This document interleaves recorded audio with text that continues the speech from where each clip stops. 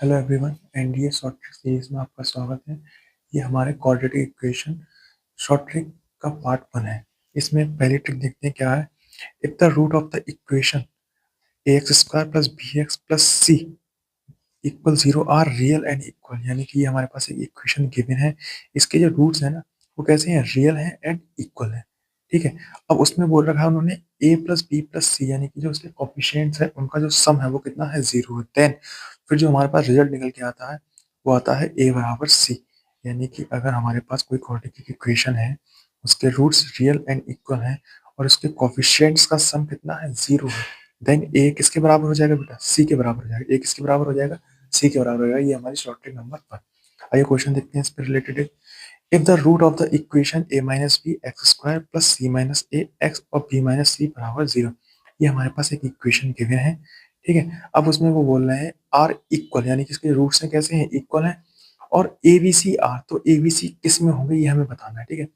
Roots equal है, इसका मतलब ए माइनस बी सी माइनस ए और पी माइनस सी, इनका अगर सम हमारे पास 0 निकल के आता है तो हम इसलिए इसको सॉल्व कर लेते, चेक करते हैं इसका सम कितना है। तो ए minus B plus C minus ए प्लस बी माइनस सी। ठीक है। ए से ए कैंसिल आउट हो गया, अगर ये 0 होगा तब। ठीक है। बी से बी कैंसिल आउट हो गया, सी से सी कैंसिल आउट हो गया, हाँ ये 0 के बराबर है। तो इसका मतलब जो इसका ए पार्ट है, यानी कि ए माइनस बी, वो किसके बराबर हो जाएगा, बी माइनस सी के बराबर हो जाएगा। तो यहाँ पर हमारे शॉर्ट ट्रिक मेथड से ए बराबर सी हो जाएगा, यानी कि ए माइनस बी बराबर बी माइनस सी हो गया। तो इसका मतलब हम क्या करेंगे, बी को बेटा उधर भेजेंगे, सी को उधर ले जाएंगे, तो ए प्लस सी बराबर हो गया बी प्लस बी, यानी कि 2b बराबर हो गया ए प्लस सी। और हमें ये पता है कि अगर 3 नंबर जो हमारे ए बी सी हैं अगर वो एपी में होते हैं तो उसकी कंडीशन क्या होती है, 2b बराबर a प्लस सी होती है। ये हमारी शॉर्ट ट्रिक नंबर 1 है।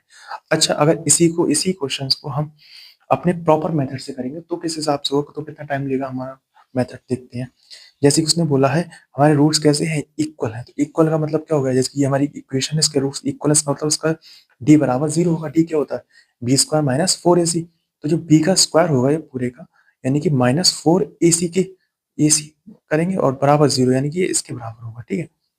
इसमें वैल्यू रखते हैं, तो बी स्क्वायर हो जाएगा सी माइनस ए का होल स्क्वायर माइनस 4, ए की वैल्यू ए माइनस बी रखेंगे और यहाँ पे सी की वैल्यू पी माइनस सी है ही हमारे पास। अच्छा, इसको ओपन कर देंगे, सी माइनस ए का होल स्क्वायर क्या हो जाएगा, सी स्क्वायर प्लस ए स्क्वायर माइनस 2ac।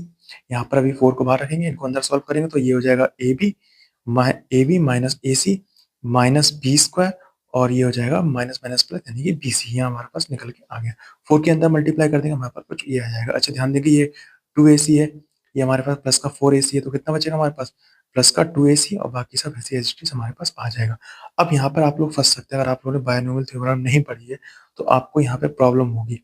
अगर बायनोमियल थ्योरम पढ़ी है तो आपको पता है ये डायरेक्ट किसके रिजल्ट के बराबर है, ये डायरेक्ट रिजल्ट के बराबर सी प्लस ए माइनस 2b का होल स्क्वायर। यहाँ से स्क्वायर को उधर भेजेंगे, हमारे पास बचेगा सी प्लस ए माइनस 2b बराबर 0। इसका मतलब बी को उधर भेजेंगे तो 2b बराबर ए प्लस सी, यानी कि अगर यहाँ पे वो कंडीशन निकल के आ गई एपी वाली, अगर 3 नंबर एपी में है तो ए कॉमा बी कॉमा सी किस में होंगे, मतलब एपी में होंगे। अगर ये कंडीशन हमारे पास गिवन आ जाती है तो अब आप यहाँ से देख सकते हैं कि ये रिजल्ट निकालने के लिए हमें कितना लंबा प्रोसीजर फॉलो करना पड़ा, लेकिन अगर वहीं आप शॉर्ट ट्रिक फॉलो करते हैं तो आप विद इन सेकेंड्स अपना आंसर निकाल सकते हैं।